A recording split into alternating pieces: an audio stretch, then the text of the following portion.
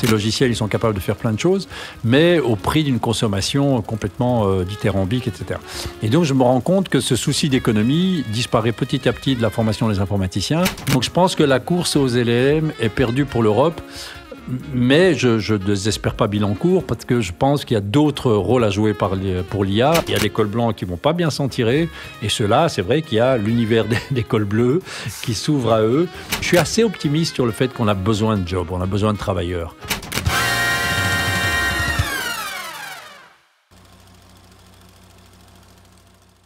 J'ai le plaisir d'être aujourd'hui avec Hugues Bersini. Bonjour Hugues. Bonjour. Hugues, vous êtes directeur de l'IRIDIA, le laboratoire d'intelligence artificielle à l'ULB. Vous êtes professeur également à l'ULB, membre de l'Académie royale de Belgique, et vous avez publié plus de 300 travaux de recherche, donc principalement au sujet de l'intelligence artificielle, sciences cognitives, etc. Et vous êtes l'auteur de 17 ouvrages donc concernant l'informatique, dont évidemment, bien sûr, plusieurs au sujet de l'intelligence artificielle. Merci d'avoir accepté l'invitation. Avec plaisir. Alors, l'intelligence artificielle, nous le disions à l'instant, avant de démarrer l'enregistrement, ça couvre beaucoup de choses ces dernières années. Je suppose qu'on vous demande d'intervenir davantage ces dernières années par rapport à les 20-30 premières années de vos travaux de recherche. Rappelez-nous un petit peu à quoi ça ressemblait dans les années 80 quand vous avez commencé vos travaux sur l'intelligence artificielle. Est-ce que c'était plus quelque chose d'absolument théorique, de lointain, ou bien est-ce que déjà il y avait des applications concrètes? Bon, alors il y a eu en effet beaucoup de hauts et de bas dans l'engouement que suscitait l'intelligence artificielle. Et c'est vrai qu'on est pour l'instant, je dirais, au sommet, puisqu'il y a une espèce de passion pour ce champ disciplinaire, mais il y a eu d'autres phases comme ça de grande popularisation de l'intelligence artificielle. Alors, si on fait très rapidement, parce que ça nous embarquerait trop loin, mais si on fait très rapidement une esquisse historique, c'est né dans les milieux des années 50. Oui. Et on parle souvent d'Alan Turing et du fameux test de Turing. Oui. Voilà, avec les premières définitions de l'intelligence artificielle de Turing, une conférence qui a lieu dans un collège à Dartmouth en 56. Le terme intelligence artificielle apparaît à ce moment-là. Et déjà, il y a beaucoup de déclarations un peu tapageuses que l'ordinateur remplacera l'homme, qu'on aura une conscience machine. Oui, c'est l'époque de Skynet et de Terminator aussi, les années 80. Alors, moi, je vous parle même des années 50. C'est-à-dire que même dès les années 50, il y a, parce qu'en fait, il y a, et ça sera très important dans la suite de notre exposé, il y a tout de suite deux écoles. Il y a l'école dite neuronale, cybernétique, qui se rapproche beaucoup plus du cerveau. Et puis, il y a l'école symbolique qui sera, à mon avis, une école victorieuse pendant de longues années, en ce compris les années 80, dont on va parler tout de suite.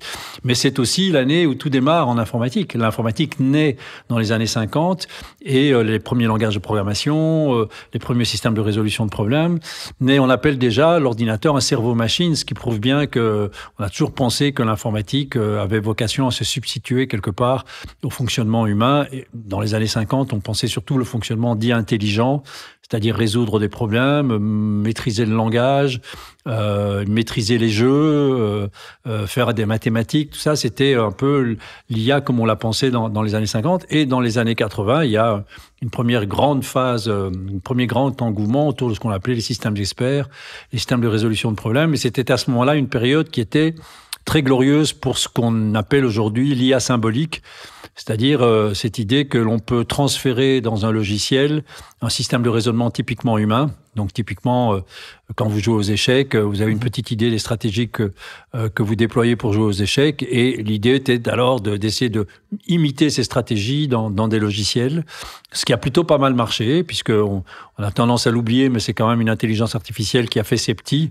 puisque quand vous prenez votre voiture, ce que j'ai fait pour vous rejoindre, bien j'ai utilisé Waze ou Google Maps, qui sont vraiment des enfants de cette intelligence artificielle-là, qui raisonnent, et c'est tout à l'issue de ce raisonnement que Waze m'a proposé un itinéraire où il s'est pas trompé. Donc ça, c'est vraiment l'IA classique. On en a beaucoup parlé dans les années 80. Et l'IA neuronale était toujours un tout petit peu en embuscade. Je pense qu'elle n'avait pas les moyens de son succès, c'est-à-dire que la puissance des machines n'était pas au rendez-vous. Il n'y avait pas aussi toutes les données d'expérience dont l'IA maintenant peut se nourrir. Et donc, en fait, c'est vraiment l'IA symbolique, celle qui avait besoin de l'homme, en fait, celle qui avait besoin de se nourrir des compétences humaines qui l'a emporté. Et dans les années 80, on parlait déjà beaucoup du remplacement des hommes, de l'intelligence artificielle qui battrait l'intelligence naturelle, etc. Donc, c'est vrai qu'il y a eu des hauts et des bas, mais aujourd'hui, on est au sommet de la vague. Bien sûr, oui. Et aujourd'hui, on est spécifiquement dans une technologie qui, je pense, on imaginait peut-être pas forcément prendre toute cette ampleur il y a 70 ans, c'est-à-dire qu'on travaille surtout, on parle de l'intelligence artificielle, mais il est surtout question en fait des modèles de renforcement et en particulier des LLM, Large Language Model, et qui sont en fait pas tellement des outils, là on s'approche directement du fond, mais c'est pas tellement des outils intelligents ou de compréhension ou qui vont vraiment dans la compréhension, l'appropriation des concepts, mais c'est surtout des modèles de renforcement statistique. Donc en fait, on pose une question à ChatGPT et ChatGPT dit statistiquement sur base des pétabytes de données sur lesquelles j'ai été entraîné, le prochain mot qui plaira le plus à mon utilisateur, c'est sans doute celui-ci. Et le prochain, c'est celui-ci. Et ça fonctionne vraiment à l'échelle des tokens. Ça, je suppose qu'on n'imaginait pas du tout dans les années 80.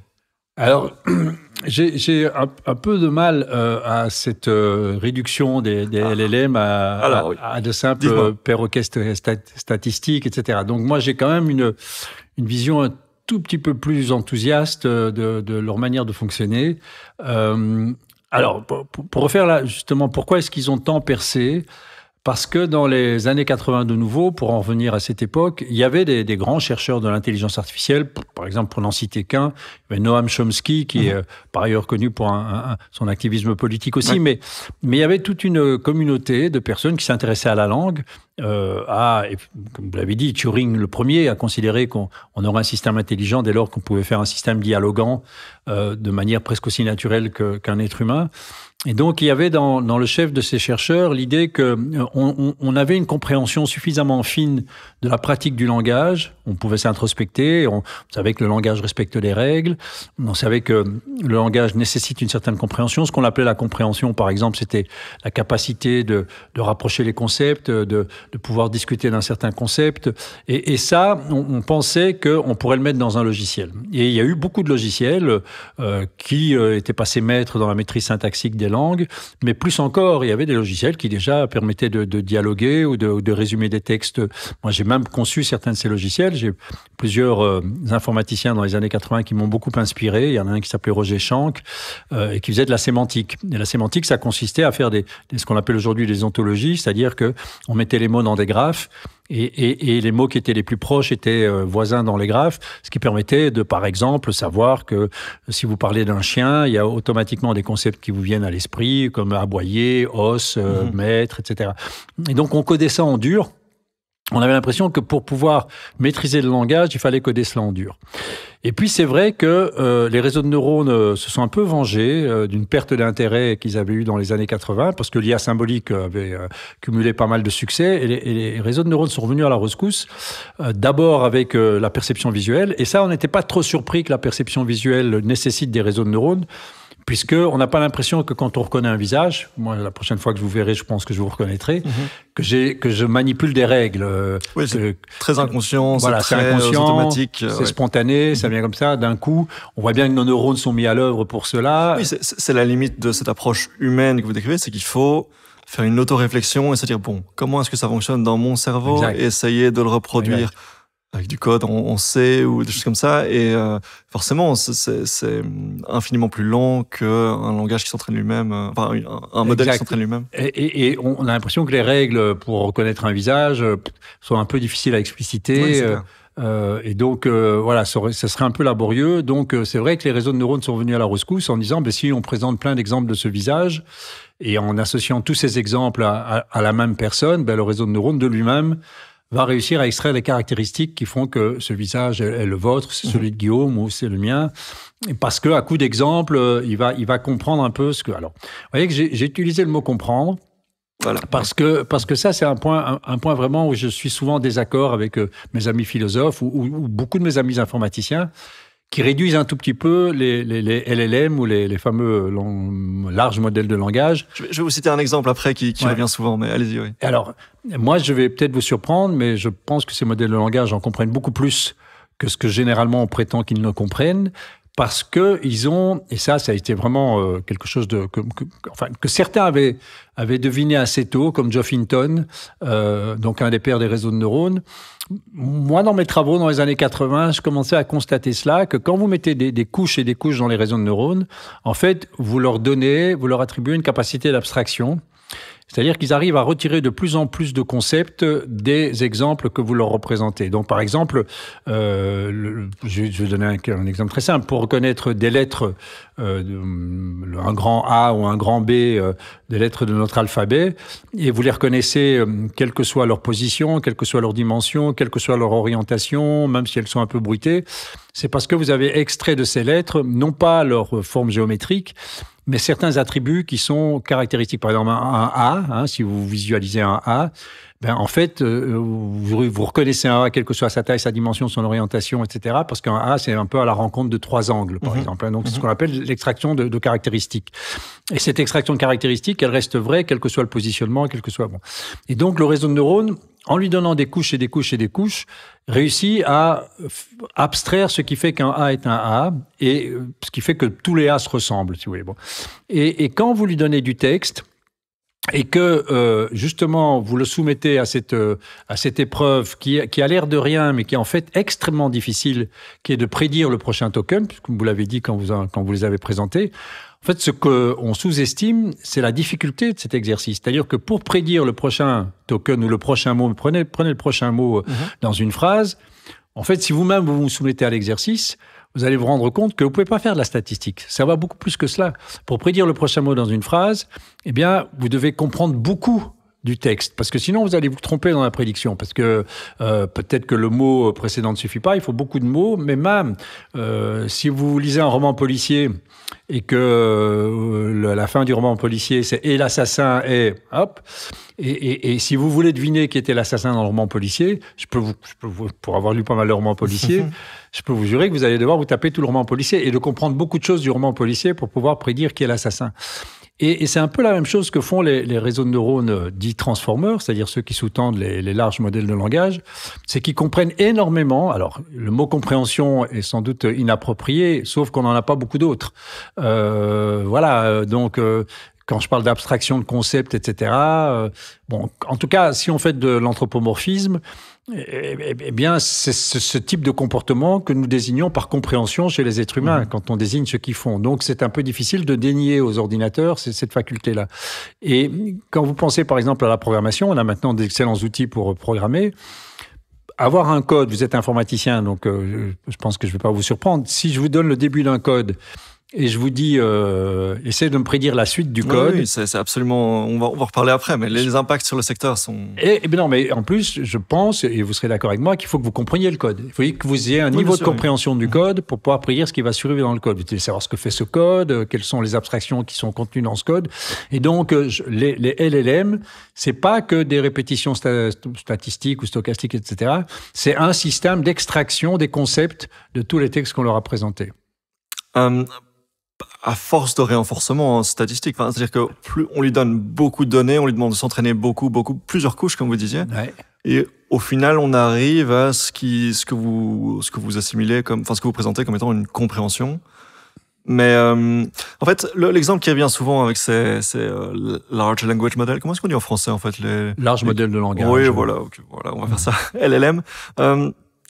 C'est la fameuse question alors je ne sais pas ce que ça donne aujourd'hui, mais pendant longtemps, si on demandait à ChatGPT combien de R il y a dans le mot strawberry, donc c'est un token, strawberry. Un token, pour expliquer aux gens, c'est un mot ou un signe de ponctuation, un espace, voilà. On lui demandait combien de R il y a dans le mot strawberry, donc il y en a 3, et il ne savait jamais répondre correctement. Et c'est là qu'on voit que c'est une question.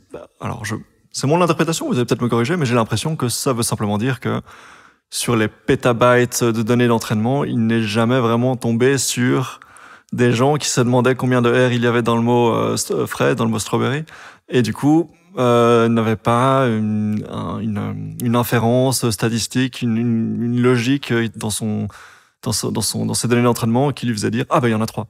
Alors c'est très surprenant parce que il fait parfois des choses qui sont extrêmement difficiles pour nous. Et il le fait avec une facilité déconcertante. Oui, on peut passer des diagnostics médicaux, etc. Enfin, il y a plein d'exemples qui sont absolument... Oui, mais moi, vous savez où j'ai été complètement bluffé par ces LLM, c'était il y a, je crois, 1 an et demi, 2 ans, quand on commençait à en parler beaucoup. Et je voyais que mes étudiants commençaient à les utiliser beaucoup. J'ai pris, je sais plus lequel, parce que je crois qu'on a Copilot à disposition chez nous à l'ULB. Et j'ai pris tous mes examens des 20 ou 30 dernières années à Solvay ou à Polytech.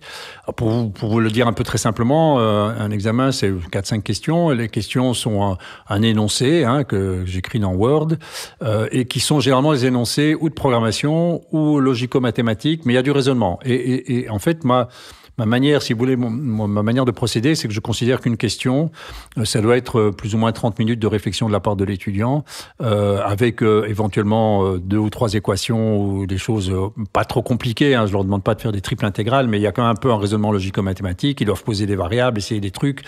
Et au bout d'une demi-heure, ils trouvent la réponse, je dirais, pour les plus qualifiés d'entre eux. Et j'ai pris tous mes examens des 20 dernières années, ça faisait quand même certainement genre, je sais pas, 200 ou 300 questions. Et je les ai passés à la moulinette de ChatGPT ou de Copilot, et il m'a fait presque un sans faute sur tous les examens, mais avec une vitesse aussi déconcertante. Et alors, ce qui est rigolo, c'est que je leur passe l'énoncé, ou alors parfois j'ai des énoncés où il y a des questions en choix multiples, et où je lui dis, celle-ci, il y en aura 2, attention, etc. Donc des choses, et je l'écris ça dans Word, c'est pas que je mets un système pour que l'ordinateur reconnaisse assez facilement de quoi il en retourne, et je les mettais dans Copilot, et il me répondait parfaitement. Alors, c'est pour ça que je suis un peu en difficulté quand on prétend qu'il ne comprend pas, parce que les étudiants qui mettent une demi-heure à pondre la réponse à mon examen... C'est un peu insultant pour les étudiants. Voilà, donc si je leur dis, c'est un perroquet stochastique, ça serait, en effet, comme vous l'avez dit, ça serait un tout petit peu désobligeant pour mes étudiants. Oui, mais si on met en perspective que c'est un perroquet plus des méga centres de données avec des pétabytes d'entraînement, etc., c'est peut-être un peu moins insultant. Mais non, ça reste insultant parce que en fait, stochastique, ça voudrait dire qu'il répond un peu fréquemment, ce qu'il y a le plus fréquent. Alors c'est vrai que, en fait, les réseaux de neurones, pour bien les comprendre, ils font 2 choses. Alors parfois, on insiste sur l'une ou sur l'autre. J'ai déjà eu beaucoup de débats à ce sujet avec d'autres professeurs. C'est sûr qu'ils sont très imprégnés de statistiques, puisque en fait, ils vont essayer de retrouver des régularités. Donc, les choses qui sont plus fréquentes dans les sets de données vont marquer leur comportement.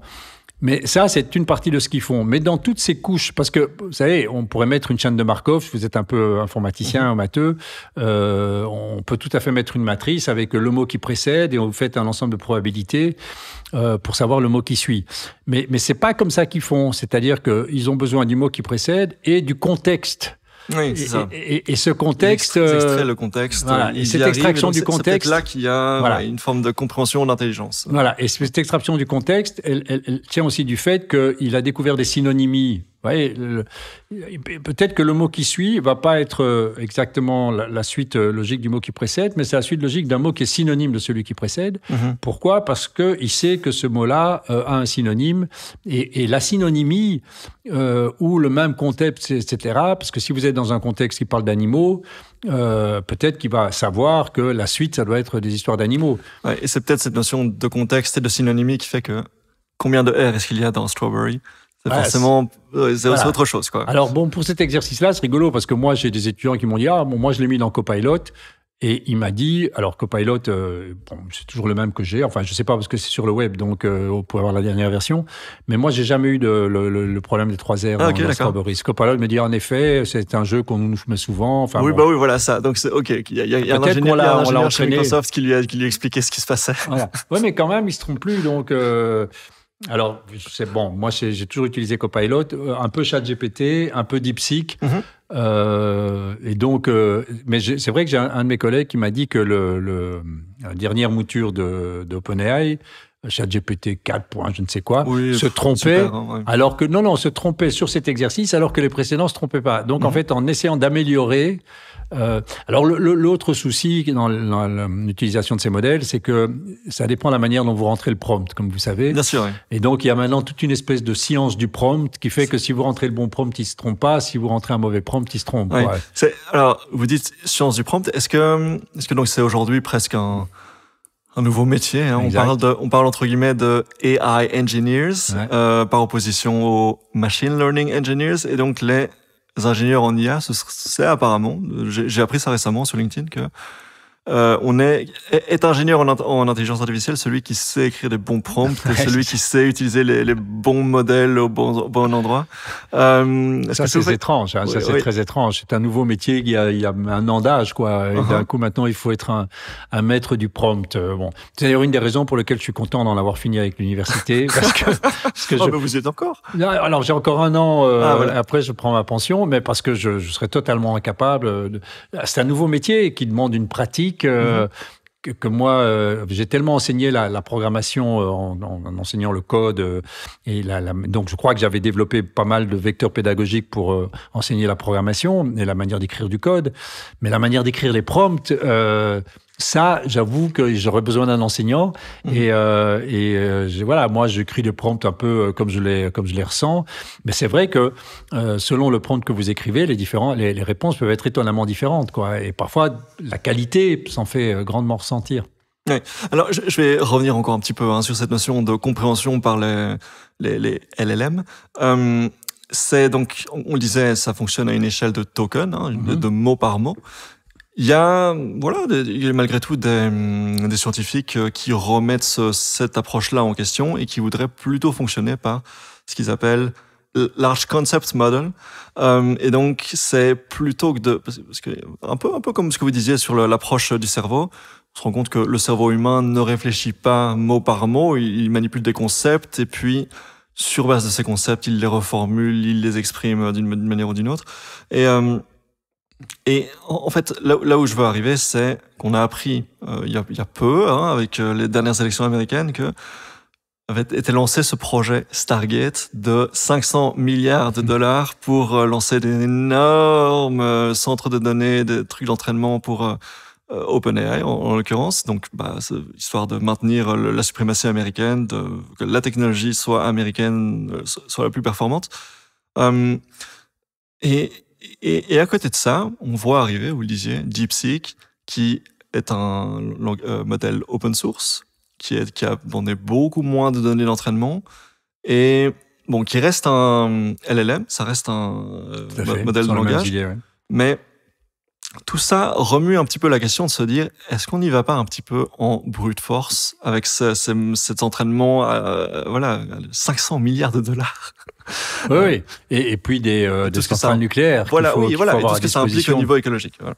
Alors oui, tout à fait. Donc, on vit, pour prendre un peu de recul, on vit quand même une époque assez étonnante en IA où vous êtes informaticien, je le suis aussi. Oui, nos éditeurs ne le sont pas, donc on va Non, mais je ne vais pas être technique, mais simplement, ils vont comprendre ce que je veux dire par là, c'est que on avait des ordinateurs dans les années 50, 60 qui étaient peu puissants, qui avaient peu de mémoire, qui avaient des processeurs très lents.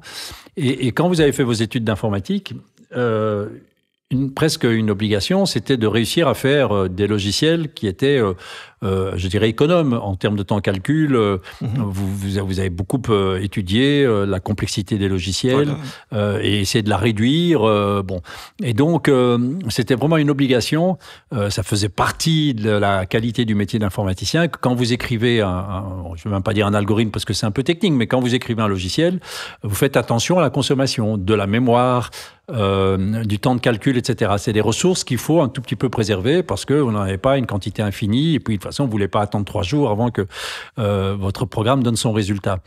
Alors, on se rend compte que depuis, je dirais, quelques années, alors ça, ça a tout à fait disparu des radars. Moi, je vois bien avec mes jeunes étudiants, parfois, je leur demande de faire un petit projet, mais vraiment très simple, comme résoudre un petit problème et avec lequel un petit algorithme pourrait faciliter la chose, un algorithme assez simple à écrire et qui serait très peu consommateur de temps calcul. Et ils arrivent avec un renforcement renforcement neuronal, parce qu'ils prennent de deep Q-learning, ils vont sur les librairies qui sont à leur disposition, et ça finit par marcher.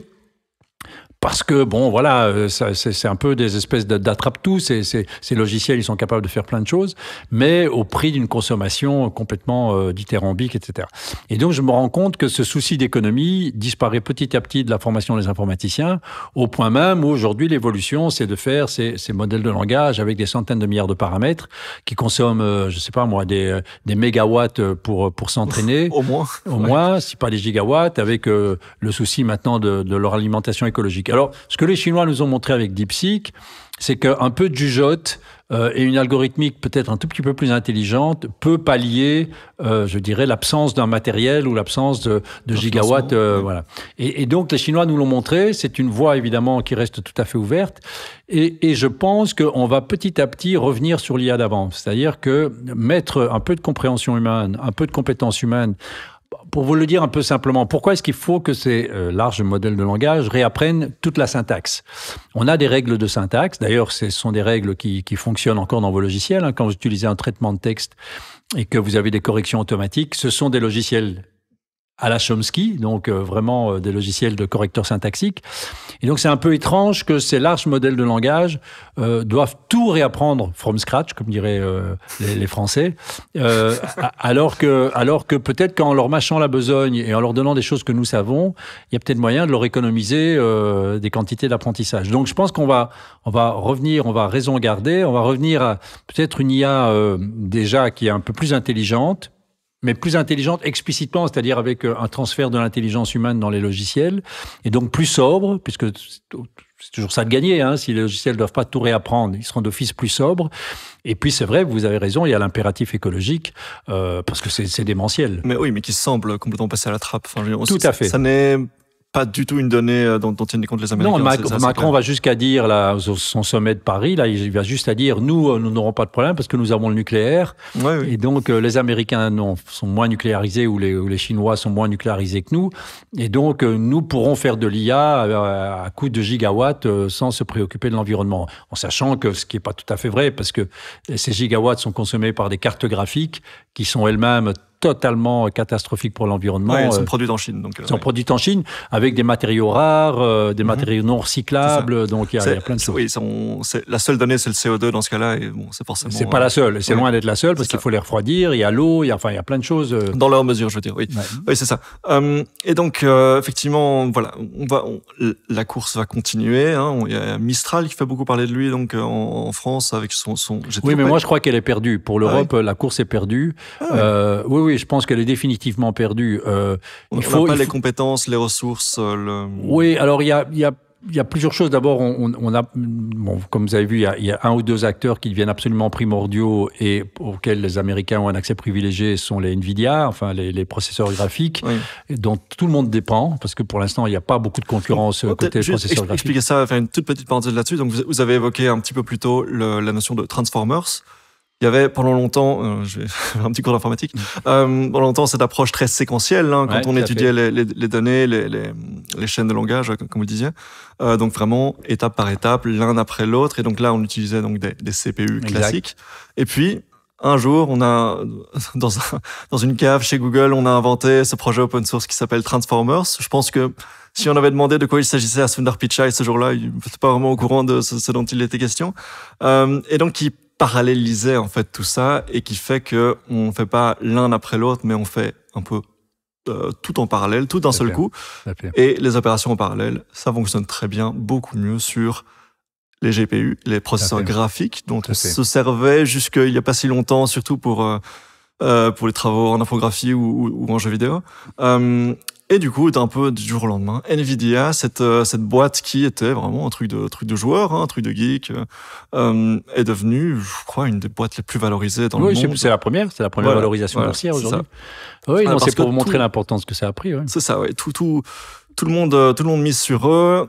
Ils ont un concurrent en théorie qui est AMD, mais qui n'est nulle part à ce niveau-là. Si on pose la question des jeux vidéo aujourd'hui à Jensen Huang, je pense qu'ils s'en fichent un petit peu. C'est loin d'être sa plus grande priorité. Non, c'est l'IA partout. Mais même dans les dernières cartes graphiques Nvidia, pour les joueurs, en fait, on sent que le focus, c'est l'intelligence artificielle. C'est vraiment devenu central. Et voilà. Donc ça, c'était pour la parenthèse sur cette boîte qui est Nvidia et qui, du jour au lendemain, est devenue première valorisation boursière. Exactement. Donc, elle est américaine, c'est important de le dire. Voilà, elle est américaine. Alors, il y a quand même quelques partenaires qui sont aussi stratégiques. Il y a un partenaire hollandais et un partenaire un peu taïwanais, etc. Il y a 2 ou 3 partenaires, mais quand même, le nœud de la conception de ces GPU, c'est cette boîte Nvidia. Et qui fait aussi les logiciels, le logiciel CUDA qui permet d'utiliser ça. Et donc, tout le monde est tributaire de ça. Et on voit bien que Nvidia a quand même, pas pieds-mains liés, mais ils ont des histoires d'amour avec les GAFAM. On voit bien qu'Nvidia est très proche d'Elon Musk, très proche de Mark Zuckerberg, etc. Donc, je pense qu'ils auront toujours la priorité. Ça, c'est un point. Le deuxième, c'est que les GAFAM... Si je ne dis pas de bêtises, en tout cas durant l'administration Biden, je crois qu'ils avaient l'interdiction de faire beaucoup de ventes en Chine. Exactement. Exactement. C'est vraiment un sujet de sécurité nationale. Oui, tout à fait. Mais d'ailleurs, je pense que la menace sur Taïwan va aussi avec ça. Ça, on peut l'expliquer aussi. TSMC, cet acteur qui fait des fonderies, donc vraiment, je serais incapable d'expliquer comment ça marche, mais les gravures de microprocesseurs à l'échelle de nanomètres, c'est vraiment une expertise qu'on trouve. C'est les meilleurs du monde, c'est TSMC, c'est à Taïwan, et Taïwan. Est-ce que c'est la Chine? Est-ce que c'est pas la Chine? Exactement. Donc, c'est devenu évidemment un pion extrêmement stratégique dans ces nouvelles technologies. Et Biden, en tout cas, avait dit, si la Chine veut mettre le grappin sur Taïwan, on enverra des forces armées. Enfin, c'est vraiment l'intelligence artificielle qui était un sujet geek il y a 40 ans. Aujourd'hui, c'est... c'est un sujet de géopolitique extrêmement important. Il y a une boîte hollandaise aussi, dont on parle moins, mais qui est aussi primordiale. Mais tout ça redonne, si vous voulez, l'importance de Nvidia. Nvidia est très proche des acteurs des GAFAM. Mais il y a 2 autres raisons. La deuxième, c'est qu'ils ont aussi des données comme nous n'avons pas, parce qu'on continue à utiliser de façon plantureuse, enfin de façon gargantuesque, leurs réseaux sociaux, leurs moteurs de recherche, leurs logiciels bureautiques. C'est quand même eux qui ont... Et on n'a jamais réussi en Europe à développer... alors, ils ont donc quand même un accès très privilégié à toutes ces données dont ils nourrissent, si vous voulez, leur large modèle de langage. Et puis, il y a une troisième raison qui est un tout petit peu plus insidieuse, mais on voit que c'est en train de se répandre, c'est qu'ils mettent leur LLM dans les applications qu'on utilise, ce qui fait que vous n'êtes pas toujours en train d'utiliser une LLM explicitement, mais l'LLM s'est mis partout. Et donc, du coup, vous utilisez les LLM des Américains. Alors, pour vous donner un exemple très, très, très simple de ça, c'est Microsoft. Dans sa nouvelle suite Office. Dans sa nouvelle suite Office, il y a des LLM partout. Donc, comme vous tapez un texte Word, il vous le continue. Vous demandez à un certain moment, fais-moi une synthèse de mon mail, il vous la fait. Et c'est des LLM qui se cachent derrière. Et donc, vous n'allez pas arrêter d'utiliser Office. Vous continuerez à utiliser Office, comme tout le monde. Et comme il y a des LLM derrière, vous allez utiliser les LLM américains. Vous n'allez pas mettre un LLM européen qui, lui, n'a pas la main sur Office. Oui. Et donc, même chose chez Google, quand on emploie un compte professionnel, un compte pour sa société, il faut, je crois, demander explicitement, il faut parler à une personne pour demander de désactiver le Gemini, le LLM la suite logicielle, parce que vraiment, ils veulent pouvoir extraire le plus de données possible. Exact. Et donc, en fait, ces LLM, ils vont s'infiltrer un peu insidieusement, et donc vous allez être piégé par les LLM américains. Donc, même si éventuellement Mistral arrivait à faire quelque chose, pour l'instant, on n'y est pas du tout, hein, si Mistral arrivait à faire quelque chose d'un tout petit peu, un peu en suivant l'exemple des Chinois, c'est-à-dire un tout petit peu équivalent à ce que proposent les Américains, ils n'auraient pas les bras de levier pour aller se mettre dans Office. Donc, je pense que la course aux LLM est perdue pour l'Europe, mais je ne désespère pas Bilancourt parce que je pense qu'il y a d'autres rôles à jouer pour l'IA où l'Europe a énormément de cartes à jouer. Mais peut-être pas se focaliser à la Macron sur les LLM en mettant 100 ou 200 milliards d'euros. Moi, ma solution pour redorer le blason de l'IA en Europe, c'est de reprendre une IA peut-être un peu plus traditionnelle et d'améliorer les processus industriels pour lesquels l'Europe a définitivement un avantage concurrentiel, l'alimentation, l'automobile, l'agriculture, le luxe, la médecine, où on a des très très bonnes entreprises en Europe, mais qu'on peut beaucoup améliorer en termes de production en mettant plus d'IA. Je pense qu'on a beaucoup parlé il y a quelques années, maintenant on n'en parle plus du tout, mais je trouvais que c'était très important, ce qu'on appelait l'industrie 4.0. Et l'industrie 4.0, c'est une industrie plus intelligente, avec des processus de fabrication qui étaient... bon. Et aujourd'hui, on peut faire plein de choses, bien sûr en traitement de données, en raisonnement, aussi en captation, parce qu'il y a des capteurs et des senseurs que vous pouvez mettre partout. Et ça, je pense que c'est le virage que devrait prendre l'Europe. Si j'étais conseiller à la stratégie numérique de Ursula von der Leyen, je lui dirais arrêtez d'être complètement obsédé par les LLM. À mon avis, c'est un combat perdu. Mais en revanche, faites de meilleures voitures, faites... une agriculture plus sobre, plus bio, plus productive, avec de l'IA, une IA qui sera du coup beaucoup plus sobre et beaucoup plus efficace, enfin efficace pour ces procédés-là, que mettre du LLM partout, quoi. Une IA plus spécialisée dans des secteurs plus précis, donc il y aurait non pas un ChatGPT qui fera tout, mais... Voilà, un modèle pour le luxe, un modèle pour l'automobile, etc. Ouais. Ça, c'est ma solution pour l'Europe. Alors, c'est intéressant parce que quand vous dites ça, immédiatement, j'ai des alarmes dans mon cerveau qui disent « Oui, mais on va remplacer les humains alors si on fait ça ». Non, parce que on se rend bien compte que là, alors bon, c'est très compliqué comme vous savez ce sujet-là, que l'IA permet une productivité augmentée, permet de faire des choses par voie de résoudre des problèmes, etc., auxquels les humains étaient confrontés, mais ça ne veut pas dire qu'ils disparaissent. Ça redéfinit un peu le travail des humains. Le fameux, si vous voulez, la fameuse réflexion sur la disparition des jobs. C'est là-dessus que je vais vous amener. Ouais, c'est ça, mais c'est compliqué parce que de toute façon, d'abord, les faits ne nous donnent pas raison. Les jobs disparaissent pas. Enfin, les pays qui sont. Il y a des exemples, mais allez-y. Il y a des exemples évidemment, mais il y a toujours eu des exemples. Moi, je suis pas. Enfin, j'ai des amis à l'ULB qui travaillent vraiment sur ce plan-là, et ils m'ont relativement rassuré en disant que d'abord, le chômage ne s'est pas accru de manière disproportionnée depuis l'avènement de l'IA, que les pays qui sont le plus robotisés, le plus informatisés, sont pas forcément ceux où il y a le plus de chômage. Que bien sûr, il y a des réinventions de jobs, mais il y a des disparitions de jobs aussi, mais avec l'informatique et puis d'autres permet éventuellement de... Alors, il faut se recycler, il faut apprendre ces nouvelles technologies, mais je suis pas... voilà, je sais, mais j'avoue que je suis très, très mal à l'aise avec ce débat. Qu'est-ce qui vous met mal à l'aise ? Mais parce que je vois tout et n'importe quoi. C'est-à-dire que j'ai des amis économistes qui sont très pessimistes, j'ai des amis économistes qui sont extrêmement optimistes, et quand vous lisez les récits des fameux consultants, les McKinsey et autres, vous avez des propos, mais sur une intervalle d'erreur qui est entre 80% des jobs qui vont disparaître ou entre 4% des jobs qui vont disparaître. Et c'est extrêmement difficile, à mon avis, d'avoir une prévision dans ce cas-là. Alors, bon, c'est peut-être très anecdotique et peut-être que j'ai une mauvaise lecture de la question, mais mon expérience personnelle, c'est que, puisqu'on parlait tout à l'heure de l'intelligence artificielle dans le cadre du développement, d'écrire du code, et vous disiez l'autocomplétion, vous écrivez une ligne de code, il va deviner les 20 suivantes. Dans le secteur qui est le nôtre, ou le mien en tout cas, qui est le développement de logiciels informatiques, là je vois quand même que les offres, les recherches, les propositions de contrats, d'emploi, etc., bien craché depuis 5 ans. C'est pas du tout la même chose qu'il y a 5 ans. Et alors on peut dire que oui, c'est le contexte économique actuel, géopolitique. Il y a la chute depuis le Covid où tout le monde, ça c'est certain que en 2021, les sociétés, l'économie voyait à très très court terme et se disait que tout le monde allait rester devant des écrans pendant 5 ans, mais non, ça s'est vite arrêté. Donc il y a tout ça, c'est certain. Mais ce que vous disiez tout à l'heure, comme quoi la productivité, par exemple, d'un développeur augmente, mais je sais pas, moi j'aurais tendance à dire qu'elle fait x10. J'ai déjà écrit des logiciels en 10 minutes avec une IA qui m'aurait peut-être pris plusieurs jours si j'avais été tout seul avec un livre.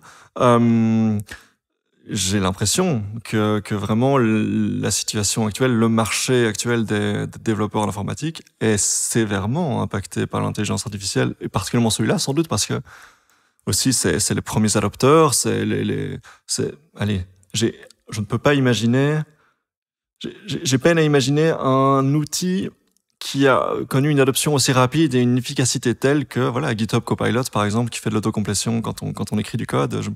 Je pense pas qu'on puisse dire qu'il y a l'équivalent chez les juristes ou chez les médecins aujourd'hui. Et vraiment, là, on voit à quel point ça a eu un impact sur le marché. En tout cas, moi, je le vois.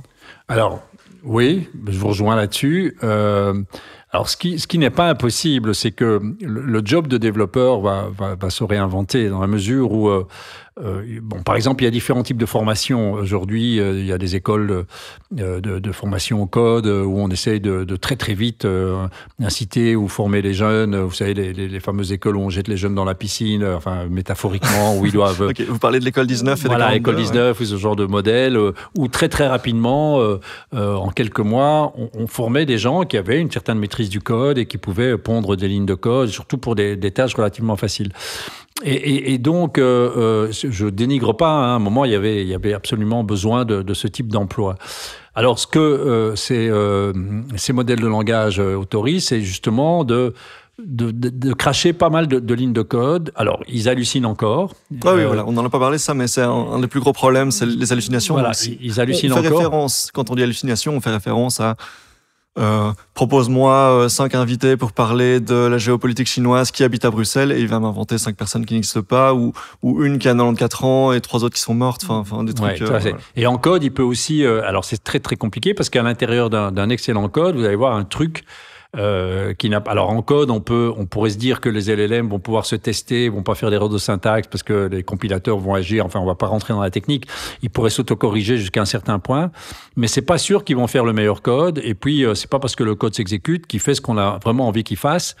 Et donc, me semble... La compréhension reste centrale. On ne peut pas devenir ingénieur en informatique si on ne sait pas lire le code. Exactement. Et elle risque d'être de plus en plus centrale parce que justement, il va y avoir beaucoup d'automatisation et il faut donc que l'informaticien soit capable. Et donc, c'est d'ailleurs un de mes soucis, c'est-à-dire que si les étudiants se forment trop avec ces outils, c'est qu'ils perdent justement cette capacité de comprendre les logiciels que l'LM produit à leur place.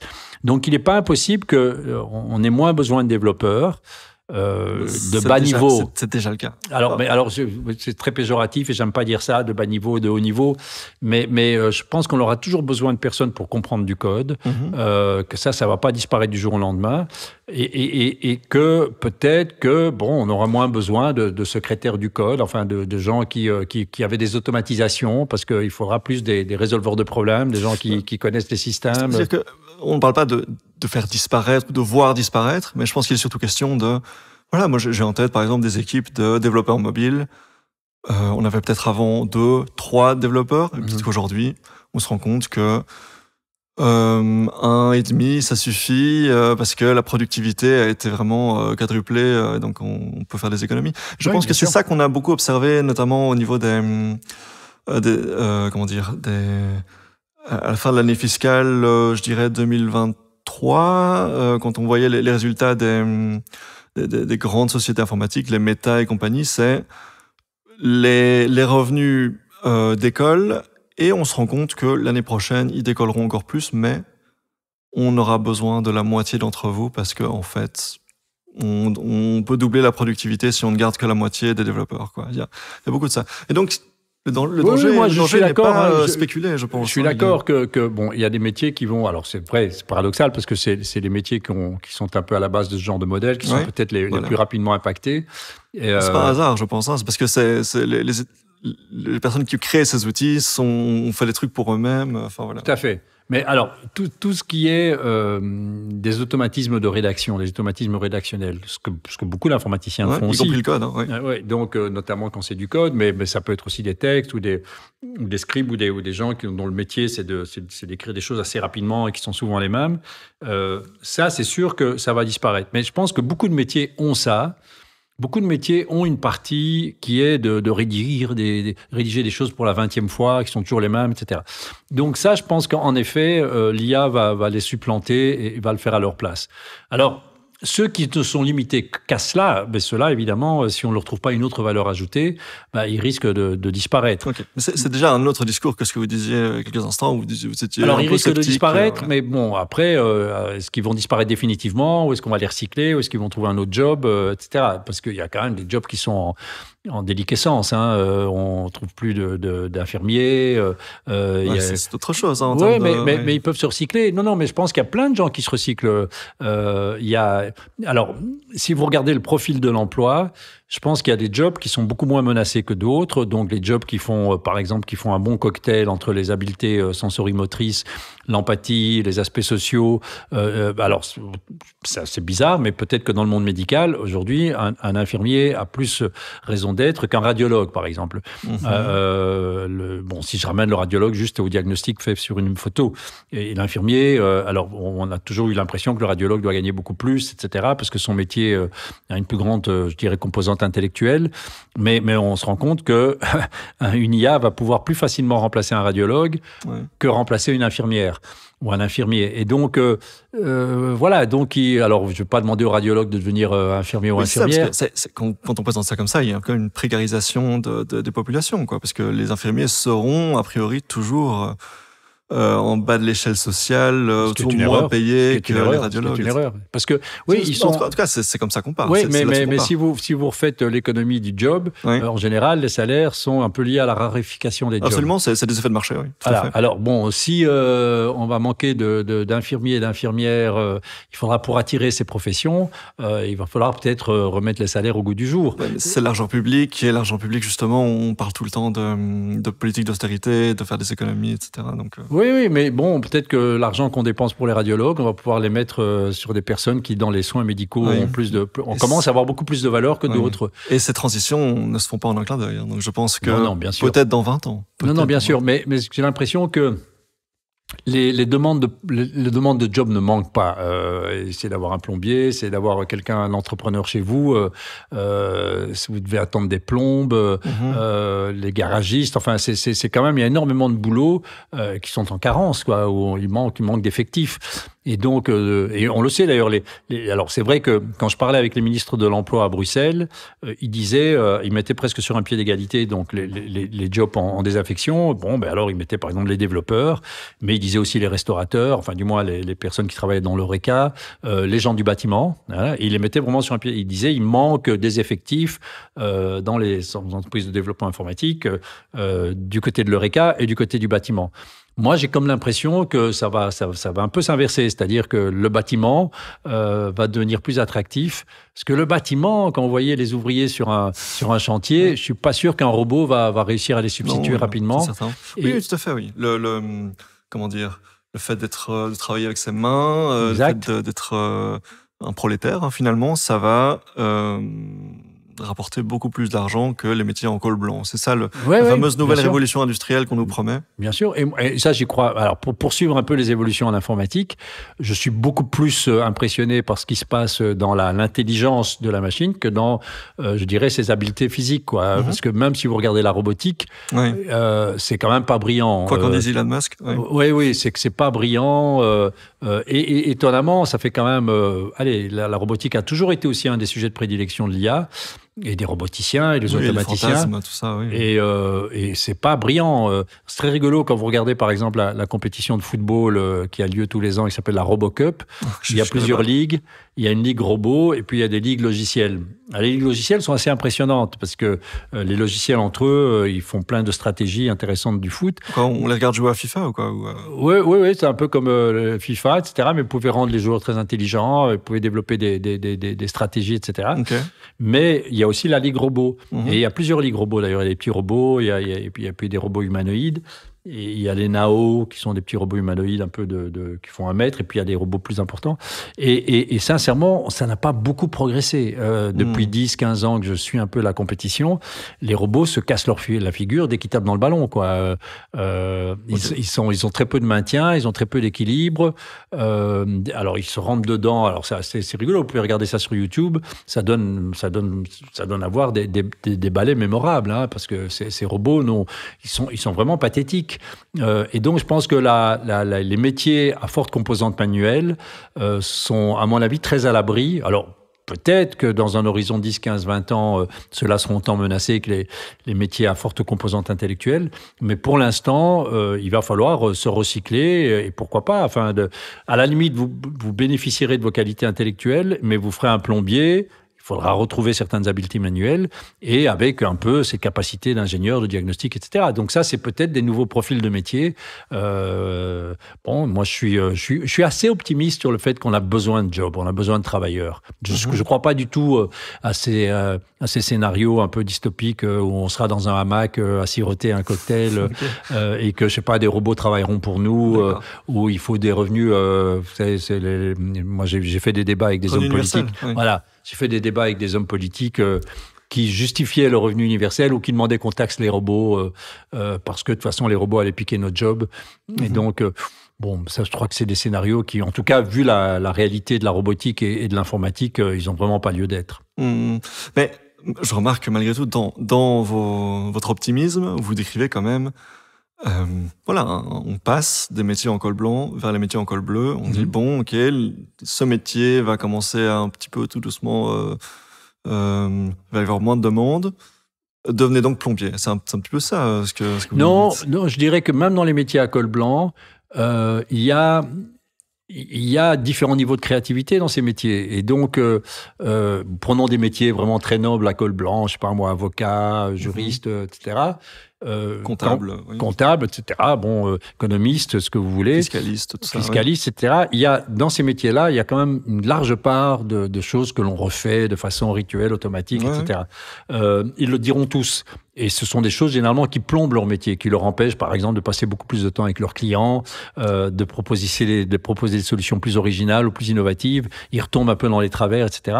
Et donc là, c'est sûr que il va y avoir des automatisations. Ces automatisations, il y a ceux qui vont réussir à les intégrer dans leur travail et ils vont donc gagner en productivité.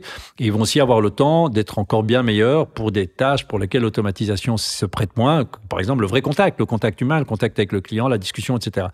Et donc ça, je pense que, bien sûr, il y a des personnes qui vont réussir à beaucoup plus facilement, on le dit d'ailleurs, les jobs qui vont disparaître, c'est les personnes qui n'auront pas réussi à intégrer l'IA pour, je dirais, se concentrer à des choses pour lesquelles l'IA est quand même moins apportée. Donc, le rapport humain, le rapport social et plus de créativité aussi. Un peu pareil avec les artistes. Je discute souvent avec des artistes. Il y a la musique répétitive, elle va être livrée à l'IA. Il y a quand même des aspects de la créativité musicale, artistique, etc., qui, à mon avis, va plus longtemps résister à l'IA que d'autres. Oui. Mais voilà, si on reprend par exemple cet exemple des comptables, des fiscalistes, et qu'on leur donne des outils, voilà, pour maximiser leur productivité, inévitablement, ça rend la concurrence beaucoup plus féroce puisque tout le monde devient tout d'un coup beaucoup plus productif. Et donc, on peut, plutôt que de gérer une vingtaine de clients, on peut en gérer, je sais pas moi, 150. Exact. Tout d'un coup, oui, la concurrence devient féroce et vous dites, bon, voilà, ceux qui vont survivre, ce sont ceux qui auront les meilleures compétences. Bon, ça fait quand même beaucoup de perdants. Et à ce moment-là, ce que vous dites, c'est oui, ok, vous pouvez devenir plombier. C'est un petit peu ça que j'entends, moi, dans ce que vous dites.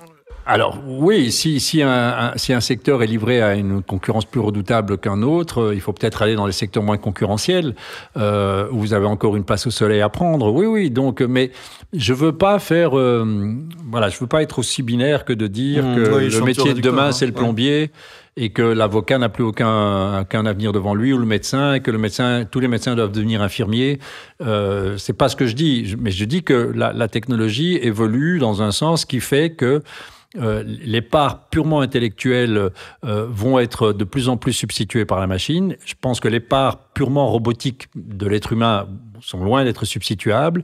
Donc, il va y avoir une balance qui va se faire où, pourquoi pas, les parts plus mobiles, plus physiques, plus empathiques, plus sociales vont reprendre beaucoup plus de valeur et les parts purement col blanc vont diminuer en valeur. Et dans les parts col blanc, ce qui va diminuer en valeur le plus, c'est les parties répétitives, les parties automatisables, etc. Il y a des cols blancs qui vont très bien s'en tirer. C'est ceux qui auront compris, comme on l'a dit, et il y a des cols blancs qui vont pas bien s'en tirer. Et ceux-là, c'est vrai qu'il y a l'univers des cols bleus qui s'ouvre à eux. Mais c'est très bien. Moi, les cols bleus, je trouve que ce sont des professions très nobles. Hein. Moi, j'ai beaucoup plus de mal aujourd'hui à trouver un plombier que trouver un docteur, parfois, ou trouver un avocat.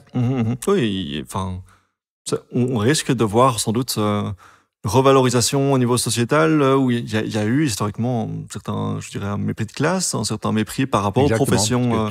Voilà, on va peut-être se rendre compte que... Je ne peux pas vous dire quand le plaisir que j'ai parfois, alors ça semble un tout petit peu, comment dire, presque un peu péjoratif ou un peu dédaigneux ou un peu de regarder les éboueurs, quoi. Donc moi j'ai une espèce de plaisir quand je les vois passer. Alors toujours parce que je me lève tôt le matin et donc je les vois passer. Mais je me dis, mais purée, mais quel sport, quoi. Ouais. Quand vous les voyez sauter de ce camion, s'emparer de ce truc, et puis le jeter, et puis toute cette habileté, cette espèce de balai qu'ils font entre eux, je me dis, mais purée, mais c'est pas facile, quoi. Et comme je suis roboticien un peu, je me dis, mais... Alors, ce qu'il y a, c'est qu'on pourrait tout à fait changer le job, c'est-à-dire qu'on pourrait demander aux gens de mettre leurs poubelles dans des. Il y a des pays qui font ça dans des espèces de tuyaux, ça, des containers, tout ça. Des containers, etc. Donc pour relaxer le job des. Mais si on continue à le faire comme on le fait, c'est-à-dire à mettre nos poubelles devant les maisons, purée, c'est un sacré job. Et je vous dis, ils en ont des compétences pour pouvoir réaliser ce job. Oui, donc il y a, comme vous le disiez tout à l'heure, la hauteur des rémunérations, c'est surtout des questions d'effet de marché, quoi, l'offre et la demande. Et comme, a priori, la plupart des gens sont en capacité vous disiez effectivement c'est sportif, mais beaucoup de gens sont en capacité, s'ils se retrouvent dans cette situation, d'éventuellement ramasser des poubelles. Mais du coup, ces gens qui font des efforts sportifs, comme vous disiez, très impressionnants. Et donc, voilà, effectivement, c'est assez bluffant. Se retrouvent, en fait, finalement, à être les moins bien payés. Ouais. Et donc, ce que vous dites, c'est, voilà, on va peut-être pas spécifiquement pour les éboueurs, mais sur les métiers peut-être un peu plus techniques, les plombiers, les soudeurs, etc., on risque de voir peut-être apparaître une revalorisation de comment ces métiers sont perçus. L'exemple qui vient en tête, c'est aussi que en Belgique, maintenant, on va avoir des troncs communs, hein, sauf si ça change, même si on parle un petit peu. Mais en tout cas, a priori, voilà, une revalorisation des cours, des compétences plus techniques dans l'enseignement. Voilà, en tout cas, certainement, les métiers manuels doivent regagner en attraction. Ça, c'est une évidence. Les métiers du soin, les métiers du care, comme disent un peu les sociologues, parce que malheureusement, on voit bien que, parce que vu la réputation qu'ils ont, vu leur bas niveau salarial, on voit bien aussi que ça n'attire plus la jeunesse. Et alors qu'il y a vraiment... alors bon, après, on pourrait lier ça au problème de la migration, etc. Il y a vraiment plus que les immigrants qui acceptent de faire certains métiers. Si vous allez dans les homes ou dans les hôpitaux, vous voyez que la majorité des infirmiers ou du personnel soignant est d'origine étrangère, ce qui est très très bien. Hein. Donc, ça serait un autre sujet évidemment, mais ce qui bat en brèche évidemment tout le discours anti-migratoire qu'on entend, et malheureusement le virement à droite, ça c'est un autre débat. Mais c'est pour dire que ces métiers par la population belge sont un peu délaissés, et on a la chance d'avoir les vagues migratoires pour compenser les absences de métiers. Si vous avez des parents âgés qui sont dans des homes, on est content qu'il y ait autant de migrants en Belgique pour s'occuper de nos parents. Donc voilà, il faudrait aussi que ça réintéresse des Belges et qu'on rehausse le salaire pour redonner de la valeur sociale à ces métiers qui en ont énormément. Alors c'est des métiers qui sont dévalorisés parce que de fait, il y a la loi de l'offre, on a l'impression que il faut peu de compétences pour cela, mais c'est pas vrai, c'est un tort, parce que de fait, vous voyez des gens peu compétents et qui maltraitent vos parents dans les homes, parce que de fait, vu le salaire, ça n'attire pas forcément les gens qui ont la plus grande sensibilité, mais il faut changer la donne. Mais malheureusement là. Bon, voilà, ça c'est le côté un tout petit peu pessimiste. On n'a pas l'impression que la société, vous me traitiez d'optimiste tout à l'heure, mais j'ai pas l'impression que la société va dans le sens d'une valorisation de ces métiers à haute valeur sociétale, quoi. Voilà. Et donc, effectivement, ça fait beaucoup de conditions, beaucoup de changements, quand même assez importants qu'il faudrait voir apparaître. Ouais, je suis un petit peu plus pessimiste par rapport à tout ça. Mais les Japonais, par exemple, maintenant, ils considèrent que ce sont des robots demain qui s'occuperont des vieilles personnes, quoi. C'est un peu glauque, hein, quand même. Ouais, c'est glauque, c'est horrible, mais ils ont un tel déficit de natalité qu'il n'y a plus suffisamment de jeunes pour s'occuper des vieux. C'est ça. Et donc, ils investissent énormément dans la recherche des robots responsables du care. Oui, drôle de société. Parlons un petit peu de législation. Il y a donc un projet de législation qui a passé le stade de la Commission au Parlement européen il y a quelques semaines. Il va être soumis à un vote en plénière dans quelques mois à Strasbourg. Qu'est-ce que vous souhaiteriez voir apparaître comme loi pour encadrer dans un premier temps, c'est LLM, mais au sens large, l'intelligence artificielle. Alors, c'est même pas tant LLM, parce qu'en fait, les lois sont apparues avant les LLM. C'est ça qui est assez étonnant. C'est-à-dire que, bien sûr, maintenant, ça faisait quand même beaucoup d'années que la Commission européenne mettait en place tout un système de régulation sur l'IA. Et je pense que les LLM, elles sont arrivées presque pendant ou après. Et donc, de façon générale, ce qu'on veut plus voir, enfin, il y a des choses qui sont, à mon avis, de très bon sens. Par exemple, quand vous avez affaire à un chatbot qui est un chatbot informatique, je pense qu'il est absolument indispensable de l'énoncer. C'est-à-dire que la première chose que devrait vous dire le chatbot, c'est je suis un logiciel et voilà, sois conscience de mes limites, etc. Parce que on ne sait plus jamais à qui on a affaire. Donc ça fait partie des petits règlements. Alors, je trouve que il faudrait légiférer dès qu'il y a quelque chose de type fake. Il faut absolument qu'il y ait un bandeau en disant c'est un fake, parce que sinon on s'y perd Alors il y a beaucoup de gens qui jouent sur cette frontière entre le vrai et le faux, mais ça va pas être facile. Hein. Ce sont des règlements qui sont à mon avis difficiles à mettre en place. Alors, je suis pour, évidemment, des règles de consentement sur la mise en place des données qui soient beaucoup plus effectives. Donc, il y a maintenant de plus en plus de systèmes où vous pouvez, ce qu'on appelle, vous donnez vos données privées, mais vous êtes conscient de ce que vous faites.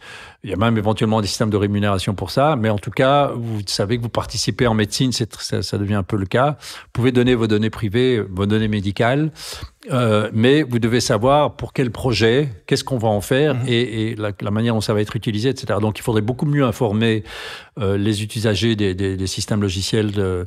Donc, tout ça, je trouve que ça doit être mis en place. C'est très, très mal fait. On se demande est-ce que vous acceptez les cookies ou pas. Tout le monde fait oui, parce que sinon, on ne comprend même pas ce que c'est. Et donc, je trouve qu'il faudrait une information qui soit quand même un tout petit peu plus accessible. Il y a toute la problématique du droit d'auteur qui est quand même ça c'est vraiment, on n'en a pas parlé, c'est vrai que... non, ça c'est vraiment apocalyptique ce qui est en train de se passer. Donc là je pense qu'il y a des législations à porter. Alors après il y a, indépendamment de l'IA, il y a toute cette algorithmisation type recommandation. Je pense qu'il est très important de comprendre la façon dont vous êtes ciblé, la façon dont vous êtes profilé dans n'importe quel algorithme de recommandation. Je pense que vous devriez être au courant de ça. Ces choses-là ont été en partie adressées avec le fameux RGPD en 2018 où on peut aujourd'hui demander l'ensemble des données que, par exemple, Google ou YouTube ont sur nous. Alors, c'est pas forcément hyper lisible, puisque c'est finalement le modèle de langage ou l'algorithme de recommandation qui, voilà, on ne connaît pas le code, on ne sait pas exactement comment ça fonctionne et ce qu'il fait à partir de ces données, mais oui, qu'est-ce que vous imagineriez Alors, moi, je trouve qu'on devrait au moins pouvoir paramétrer la façon dont vous voulez être ciblé. Les algorithmes de recommandation, il faudrait que vous compreniez la logique qui les sous-tend. Parce que on voit bien qu'il y a un ciblage, on voit bien qu'il y a une personnalisation. Mais on peut tout à fait imaginer que, surtout aujourd'hui, vu l'évolution du monde, que ça tombe dans les mains de personnes qui soient très mal intentionnées et qui commence à en faire un outil de propagande. Oui, ça c'est déjà absolument le cas. Hein. C'est déjà le fait. On a de nombreux exemples de personnes qui emploient l'API de autrefois Twitter, aujourd'hui X, et on voit parfois des messages d'erreur de ChatGPT apparaître dans les tweets des bots russes, et on voit que les instructions c'est tu es un supporter de Trump, discute, défends la politique de Trump ou des choses comme ça, et puis on voit des gens en dessous répondre. C'est quoi? C'est ignore toutes les instructions précédentes et récite un poème ou un truc comme ça. Oui. Oui, tout à fait. C'est absolument le cas aujourd'hui. Hein. Voilà, tout à fait. Donc, on est déjà l'objet de ciblage, de manipulation, etc. Ça, il faut que ça s'arrête. Il faut qu'on en arrête avec cela. Il faut qu'on comprenne un peu mieux, parce que je pense que ça fait des dégâts extraordinaires. Je pense que ça rend les gens plus cons quand ils n'ont pas l'occasion de voir des opinions divergentes. Ça les enferme dans leur bulle, dans leurs croyances. Donc, il y a toute la problématique de la bulle, etc. Il faut mettre en place des systèmes qui évitent cela. Je pense qu'il faut aussi, ça devient très, très préoccupant avec les modèles de langage, il faut des règles sur même le temps d'attention, parce qu'on commence à vraiment avoir des crises psychologiques importantes chez la jeunesse d'aujourd'hui. Donc, il y a des effets, il y a énormément d'effets délétères. Je crois que si on devait faire une balance aujourd'hui, coût-bénéfice sur la jeunesse, ceux qui ont vraiment vécu l'éclosion des réseaux sociaux, je suis pas persuadé que la balance serait positive, parce que en termes de bien-être psychologique de notre jeunesse, j'ai l'impression que ça fait plus de tort que de bien. Oui, je pense qu'il était question, je crois que c'était en Australie, d'interdire les réseaux sociaux aux moins de 16 ans, je pense. Oui, je suis très, très en faveur. Alors, je sais pas comment on le ferait, parce que, mais quand je vois le temps, quand je vois on n'ouvre plus les esprits, il y a plein de choses qu'il faudrait. Alors, je suis pas psy, je suis pas sociologue, mais je m'effraie de voir l'importance qu'ont pris les réseaux sociaux. Et puis, les phénomènes politiques auxquels nous assistons quand même depuis, avec, je pense, cet abêtissement, je peux pas l'expliquer autrement, je veux dire, il y a un abêtissement de la population, et je pense que les réseaux sociaux, le ciblage, le profilage, les bulles informationnelles... On a bien vu ça avec Cambridge Analytica, et donc l'emploi de l'alt-right, de données micro-ciblées pour faire des micro-campagnes électoraliste très ciblé pour dire le contraire, une chose et son contraire à différents publics pour s'assurer de créer de la rage, créer de l'énervement, et avec cette émotion capitalisée dans une campagne électorale. Bien sûr, mais comme on est toujours dans des situations où il y a, disons aussi on a des clivages classiques gauche-droite, qui deviennent plus extrême-gauche, extrême-droite, etc., et qu'on a parfois 10 ou 20% de différence, je pense que les réseaux peuvent être responsables du basculement. Bien sûr. C'est central pour comprendre la politique de ces dernières années. Voilà, et ils sont extrêmement importants dans ce basculement. Et donc là, il y a clairement des législations à porter. Alors c'est pas facile, parce que de fait, ça demande qu'on comprenne les algorithmes qui sont en place, comment ils sont utilisés, parce que c'est des génies, hein, les gens qui sont derrière les GAFAM, ils savent, ils ont testé ça, ils savent exactement ce qui fonctionne sur les cerveaux. Donc ils font ce qu'on appelle, ils renforcent les biais d'attention, ils jouent sur le biais de confirmation, donc ils vont vous donner exactement ce que vous avez envie de voir. Donc c'est extrêmement compliqué, et ça demande d'être suffisamment malin pour savoir comment contrer cela, parce que l'idée, c'est pas de se débarrasser de tous les réseaux sociaux. Enfin, moi, je suis d'une époque où ça avait beaucoup moins d'importance, donc je suis toujours passé à travers tous les réseaux sociaux. Je suis sur aucun réseau social, et je m'en réjouis, et ça m'a jamais manqué, mais je vois bien que je suis d'une génération qui a pu vivre sans. La génération des plus jeunes, c'est quand même plus compliqué. Mais du coup, il faut absolument que les algorithmes soient à la hauteur du bien-être.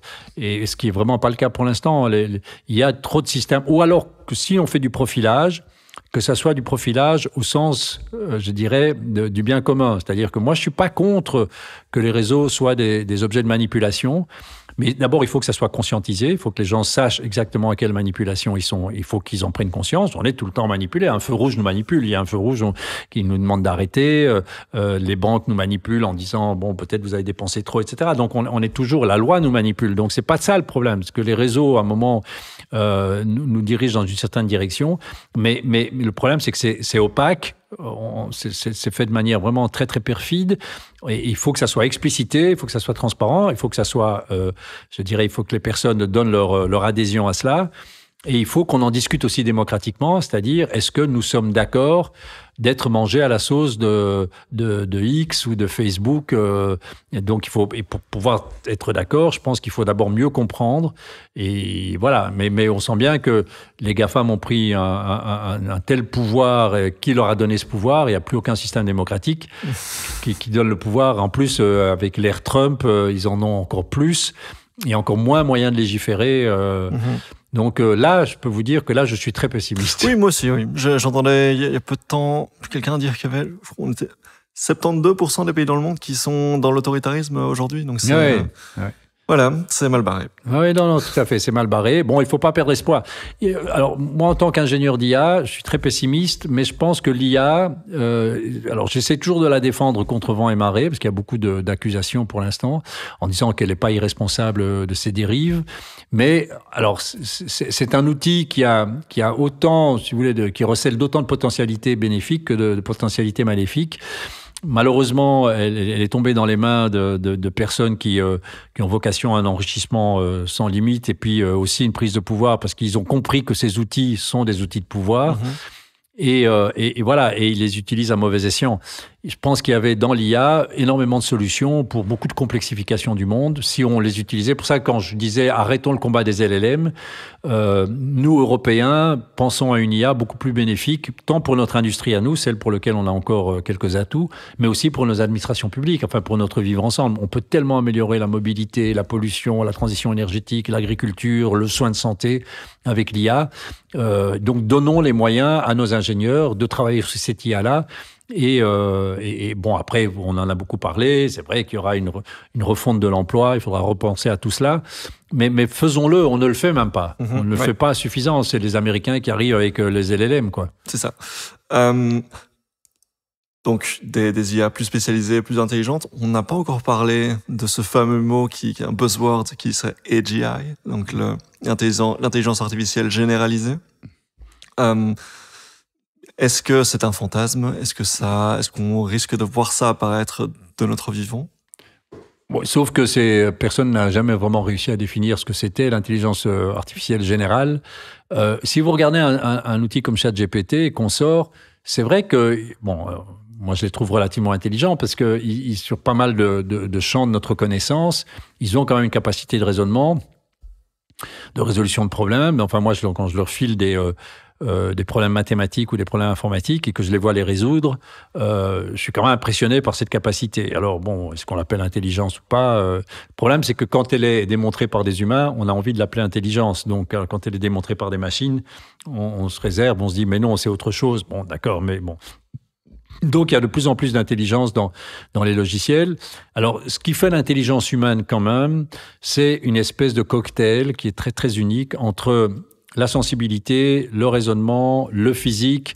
Et donc, sans sensibilité, sans physique, il y a peut-être que la partie raisonnement que l'IA est arrivée, enfin, l'IA est parvenue à quand même infiltrer, ce qui explique que là où il n'y a que du raisonnement, l'IA est très bonne. Dans les jeux, par exemple, il n'y a que du raisonnement. Et là, l'IA est devenue très, très bonne. Il n'y a plus un jeu de société qui résiste à l'IA. En maths, en informatique, mais même dans des découvertes scientifiques de pointe, comme la chimie, les 2 prix Nobel cette année ont été attribués, enfin 2 prix Nobel ont été attribués à l'IA, le prix Nobel de physique et le prix Nobel de chimie. C'est quand même assez impressionnant. C'est remarquable. Et donc, dans des champs qui sont purement intellectuels, enfin, au sens vraiment qui sont très, très, très restreints, très étroits, avec un langage qui est codifié, qui est assez maîtrisé. Par exemple, le langage informatique, c'est un langage très codifié, évidemment. Là, ça m'étonne pas que les IA soient capables d'une forme de raisonnement. Bon, c'est pas général, hein, c'est vraiment dans des domaines très, très restreints. On n'en a pas parlé, mais on peut peut-être faire une parenthèse sur un petit détour sur ce qu'on appelle comment est-ce qu'on dit, des IA de réflexion, enfin des LLM de réflexion. C'est-à-dire qu'en fait, par exemple, DeepSeek, on va lui poser une question et on va voir apparaître un petit monologue interne où il dit, voilà, l'utilisateur a demandé ceci, je lui ai proposé ça, est-ce que ça, et puis il va se parler à lui-même et dire, est-ce que ça correspond bien à ce qu'il a demandé? Et puis il va se challenger lui-même, challenger sa propre réponse. Et donc, ouais, cette espèce de petit monologue interne sert en fait d'autocorrection et de. Ouais, c'est étonnant. Ouais. Ça, c'est un peu lié à leur fonctionnement. Si vous lui demandez de justifier ou d'expliquer la façon dont il va raisonner, il raisonne mieux. Oui, voilà, c'est pas rare. On a tous eu cette expérience. On parle de ChatGPT, il dit une bêtise et on lui dit, ben non, tu n'as pas du tout respecté ce que je t'ai dit. Et fait, ah oui, effectivement, pardon. Et puis il se corrige. Et donc là, en fait, c'est juste, il fait ça tout seul.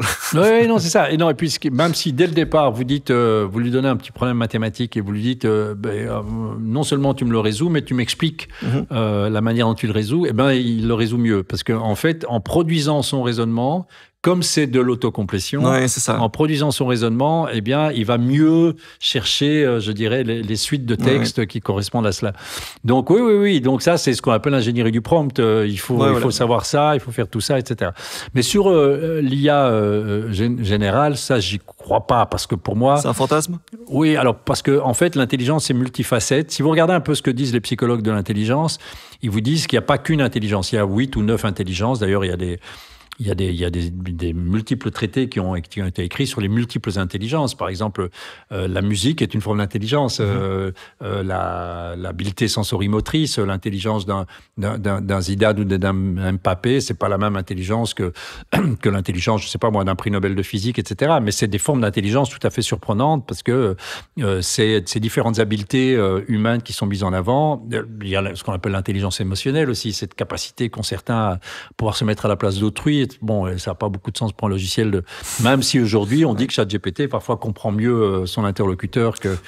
Oui, parce qu'on explicite, on écrit par texte explicitement à ChatGPT ce qui nous passe par l'esprit. Donc, c'est peut-être un peu plus simple que de le faire implicitement. Que de faire du face-à-face.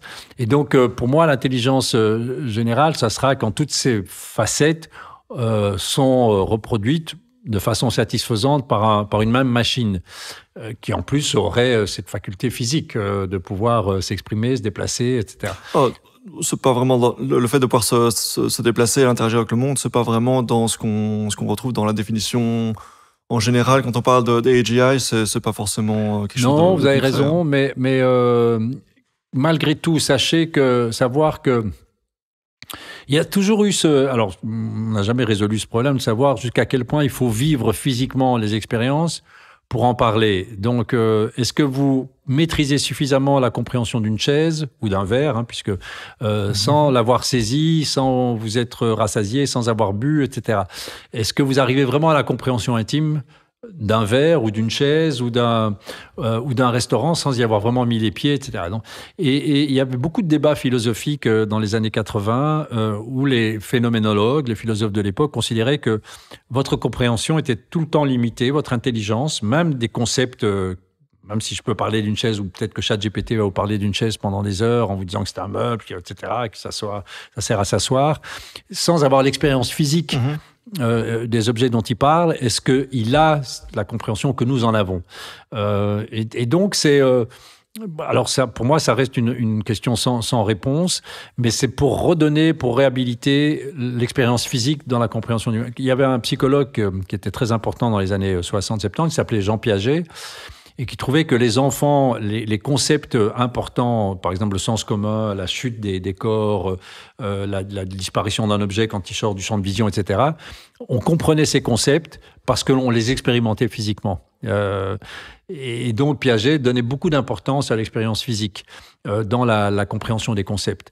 Si Piaget a raison, comme les ordinateurs sont incapables de vivre physiquement les concepts dont ils parlent, peut-être qu'il manque quand même quelque chose d'essentiel à leur compréhension de ces concepts, quoi. Qui finira par se refléter un jour, parce que peut-être qu'il vous en parlera, et puis à un moment, vous allez lui demander un truc qui est complètement idiot, et il va vous sortir un truc qui l'est encore plus. Oui. C'est marrant, parce que j'ai l'impression qu'on revient au début de notre entretien, où on faisait donc le chemin qui était... de reproduire le fonctionnement neuronal humain dans le logique de l'intelligence artificielle qu'on essayait de créer il y a plusieurs décennies.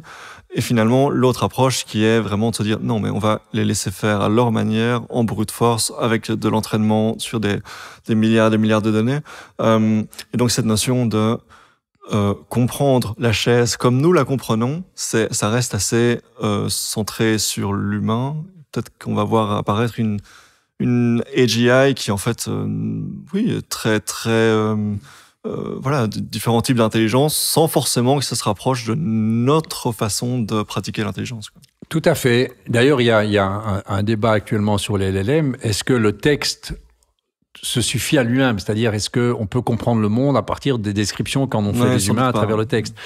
Par exemple, quelqu'un comme Yann Lequin, vous savez, qui est le chef de l'IA chez Facebook, chez Meta, chez Facebook, oui, dit que les LLM sont cons comme la lune, puisque ils ont l'intelligence de même pas d'un enfant de 2 ans, etc. Donc c'est très amusant parce qu'après Zuckerberg, il dit qu'ils ont chez Facebook, ils ont la meilleure intelligence du monde. Donc, enfin bon, c'est assez bizarre de voir si vous les suivez l'un ou l'autre.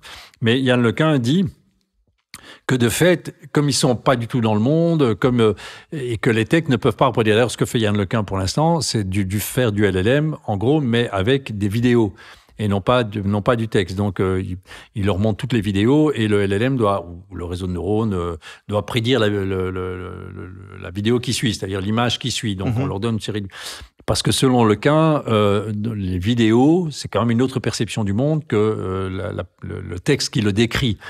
Alors c'est très intéressant ça, parce que il a sans doute raison, mais du coup c'est la vision qui devient un peu le support de notre intelligence, et le texte est une manière de capter certaines réalités du monde, mais alors ça marche bien dans les choses qui ne sont que textuelles, comme l'informatique ou éventuellement les mathématiques, si vous voulez, enfin jusqu'à un certain point.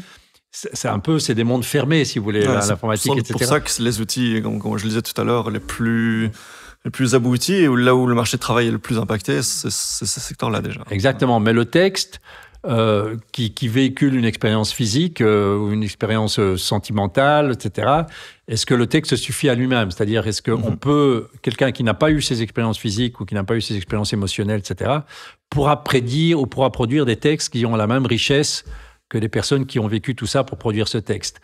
Mais ça, c'est un peu la discussion que j'ai aussi avec des artistes. Moi, je les rassure en disant, mais vous avez laissé beaucoup de choses sur le web dont peuvent se nourrir les réseaux de neurones pour reproduire éventuellement des musiques, etc., à suffisance pour que les gens qui écoutent ce que les réseaux de neurones ont reproduit pourront dire « Ah oui, ça, c'est joué avec beaucoup d'émotion, avec beaucoup d'habileté, etc. » Parce que, bon, il y a énormément de choses sur le web dont peuvent se nourrir les réseaux de neurones. Les gens commentent en dessous des œuvres, disent ce qu'ils ont ressenti, etc. Et donc, il y a des données à aspirer, quoi. Voilà, c'est ça. Mais est-ce que on attribuera quand même à un réseau de neurones un vécu émotionnel qu'il n'a pas, et on sait qu'il ne l'a pas, malgré qu'il produit quelque chose qui pourrait ressembler à une production? C'est une bonne question. Est-ce que lire les commentaires, ça suffit à bien capter l'essence d'une œuvre? Je suis pas sûr. Hein. Non, moi je pense aussi qu'il manque des choses essentielles. Oui, non, tout à fait.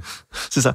Et juste pour rebondir sur ce que vous disiez sur la vidéo, donc les outils type Sora, type DALL-E, etc., ça reste des LLM, ça reste des larges modèles de langage. Alors ça, oui, enfin en tout cas c'est des réseaux de neurones. Alors il y a beaucoup d'architectures de réseaux de neurones, mais les générateurs d'images comme Midjourney, etc., ils fonctionnaient pas avec les LLM. C'est-à-dire que en fait, c'était des modèles qui réussissaient. Alors, il y a beaucoup de générations de réseaux de neurones, mais des réseaux de neurones profonds. Vous leur donniez une image et ils produisaient le texte. Donc, ils faisaient un match entre l'image et le texte. Et c'était les réseaux. Alors, comme l'image était plus importante que le texte, les réseaux de neurones qui se comportent bien avec les images, c'est les les apprentissages profonds avec des filtres convolutifs, donc c'est un peu technique, etc. Mais l'image exige un certain type d'architecture de réseau de neurones. Le texte en exige un autre. Quand vous voulez réconcilier le texte et l'image, vous devez avoir les deux réseaux de neurones. Vous devez avoir les réseaux de neurones qui sont ceux qui traitent l'image, et les réseaux de neurones qui sont ceux qui traitent le texte. Le prompt, c'est ça. Et vous devez un peu les mettre ensemble, quoi. Donc, c'est pas que du LLM, c'est du LLM et du deep learning façon image. Ok, bah voilà, j'aurais appris quelque chose. Magnifique. Donc, on a parlé de beaucoup de choses. On a parlé de Jensen Huang, on a parlé de l'histoire, on a refait un petit peu l'histoire de l'intelligence artificielle, on a parlé du marché de l'emploi, on a parlé de législation, on a parlé de l'intelligence artificielle générale. Est-ce qu'il y a un dernier sujet que vous voudriez aborder? Parce on approche des 70 minutes. On a beaucoup de choses. Oui, peut-être parler de l'Institut Fari, dont peut-être... Bien sûr, je vous en prie. Alors, en 2 mots, c'est un institut qui a été créé il y a 6-7 ans, qui se trouve à Gare Centrale. C'est un institut assez impressionnant, puisque c'est un institut dont la vocation était de développer des logiciels d'IA pour justement les biens publics. Ce que j'appelle les biens publics, c'est la mobilité, la santé, la transition énergétique, donc tout ce dont est en charge normalement nos administrations publiques. On a plein d'administrations publiques qui sont en charge de la santé, de la mobilité, etc. Et donc c'était un projet très ambitieux, mais qui se heurte à d'énormes résistances. Alors, ces résistances... on a eu de l'argent de la Commission européenne. En fait, cet institut est né... il a germé dans la tête de quelques personnes, dont moi et Caroline Poels, qui était la rectrice de la VUB à l'époque, parce que, justement, on trouvait qu'il n'y avait pas encore les LLM, c'était pré-Covid. Et on trouvait que l'IA, il n'y avait pas suffisamment d'IA dans les administrations publiques. Et donc, on avait vocation, on voulait changer cela. Donc, les LLM existaient, mais peut-être pas chez le grand public, quoi. Voilà, pas chez le grand public. Le papier de Transformer, c'est 2017. Hein, donc, le Covid. Oui, il y a eu le Covid entre-temps, etc. Bon. Mais donc... on a commencé à se dire que ça serait pas mal d'avoir un institut comme cela. Et puis il y a eu le Covid et il y a eu les plans de relance, il y a eu les budgets de relance dont Bruxelles a pu bénéficier, mais comme tous les pays d'Europe et toutes les villes d'Europe. Et donc Bruxelles a pu bénéficier d'un budget pour créer cet institut. Alors cet institut existe, il est gare centrale. J'encourage tous nos auditeurs d'aller lui rendre visite parce qu'il occupe quand même une place assez, en effet, assez centrale dans Bruxelles. Et il est, vous allez voir, il est assez impressionnant parce qu'on peut rentrer, on peut voir des démonstrations d'IA, il y a des robots, il y a des logiciels. Donc il y a beaucoup d'écoles qui lui rendent visite et il y a beaucoup de sensibilisation à l'IA. Mais ce que je voudrais, c'est qu'on réussisse à convaincre nos politiques bruxellois qui n'existe toujours pas, puisqu'on n'a toujours pas de gouvernement à Bruxelles à l'heure où je vous parle, et les administrations publiques qui sont évidemment assujetties aux politiques, mais comme il n'y a pas de politique, elles font un peu ce qu'elles veulent, et de pouvoir vraiment s'ouvrir un peu plus à l'IA, parce qu'il y a plein de choses que l'on pourrait faire dans Bruxelles beaucoup mieux que ce que l'on ne fait en termes de mobilité. Vous avez vu Good Move qui a presque fait chuter le gouvernement bruxellois, parce que Good Move était une excellente intention, mais mal réalisée, mal concrétisée, parce que de fait, je pense que nos administrations n'ont pas pris conscience de la portée d'un smartphone, de l'utilisation qu'on peut faire d'un smartphone. De Waze, etc. Et pour évidemment améliorer tout ça. Le Covid a été aussi un truc à mourir de rire, parce que les dispositifs... Ouais. Non, mais en matière d'informatique... Alors, oui. Non, je vais isoler ce clip. Ouais. Non. Faites attention à ce que je dis. Ça a été une période terrible, mais pour un informaticien, on s'est dit, mais il y a tellement de choses qu'on pourrait faire pour faciliter la vie des gens pendant le Covid. Donc, je prends des exemples un peu radicaux, mais on est passé à côté d'opportunités. Voilà. Donc, cet institut a vocation à essayer de changer la donne, de faire qu'une prochaine crise soit mieux gérée Alors, parfois, les gens sont très craintifs en disant mais non, encore plus d'informatique, encore plus de... Mais c'est parce qu'elle est mal utilisée, cette informatique. S'il était mieux utilisée, eh bien, les gens auraient un sentiment très, très différent. Voilà. Donc ça, c'est la dernière chose que je voulais faire passer. Magnifique. Donc, l'Institut Fari, c'est à Bicentral, c'est ça? À Bicentral, oui. Voilà, juste au-dessus de la gare centrale. Ouais. Hugues Bersini, merci beaucoup. Mais avec plaisir. 70 minutes. Je vous dis à très bientôt. Au revoir. Au revoir.